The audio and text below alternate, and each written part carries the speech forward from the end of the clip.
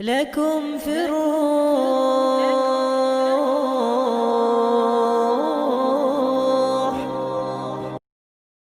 وعلیکم السلام ورحمۃ اللہ وبرکاتہ۔ نماز کے متعلق جو آپ پوچھے ہیں کہ نماز کے تاخیر سے آنے کے بارے میں،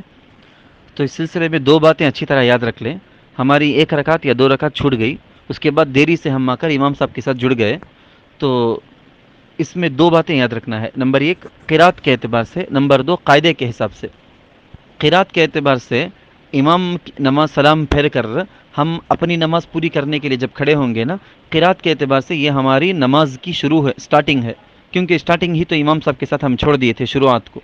قاعدے کے اعتبار سے ہمارے لیے امام صاحب کے ساتھ جو رکعت ہم پڑھے ہیں اسی سے کنٹینیو مانیں گے، یعنی امام کے ساتھ اگر ایک رکعت آخری رکعت پڑھے تھے تو اس کے بعد کھڑے ہو کر سلام کے بعد ایک رکعت پڑھے، امام کے ساتھ ایک رکعت پڑھے سو، اور یہ اس رکعت کو دونوں کو ملا کر پھر قاعدہ کرنا پڑے گا۔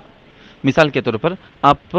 عشاء کی نماز کی چوتھی رکعت میں آ کے امام صاحب کے ساتھ شامل ہوئے تھے، تو چوتھی رکعت ایک رکعت امام صاحب کے ساتھ پائے، تو اب سلام پھیرنے کے بعد تم کھڑے ہو کر اپنی نماز پوری کرو گے، تو اس ایک رکعت کے اندر دو باتوں کو دیکھنا۔ پہلی بات یہ ہے کہ قرات کے حساب سے یہ تمہاری نماز کا سٹارٹنگ کا حصہ، گویا پہلی رکعت میں تم امام صاحب کے ساتھ نہیں تھے،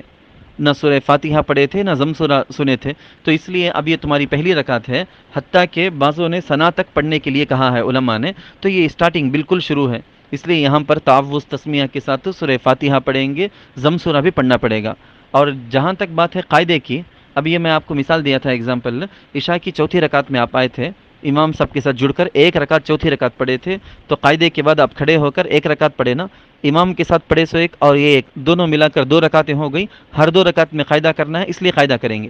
پھر قاعدے کے بعد کھڑے ہو کر پڑھیں گے، اور وہ عشاء کی قرات کے حساب سے دوسری رکعت، وہ سیکنڈ رکعت، وہاں پر بھی امام نے سورہ فاتحہ ضم سورہ دونوں پڑھی تھی، آپ اس وقت نہیں تھے، اب آپ کو پڑھنا پڑے گا۔ اس میں اور کوئی بات پوچھنے کی ہے تو پوچھ لیں، واللہ تعالی عالم۔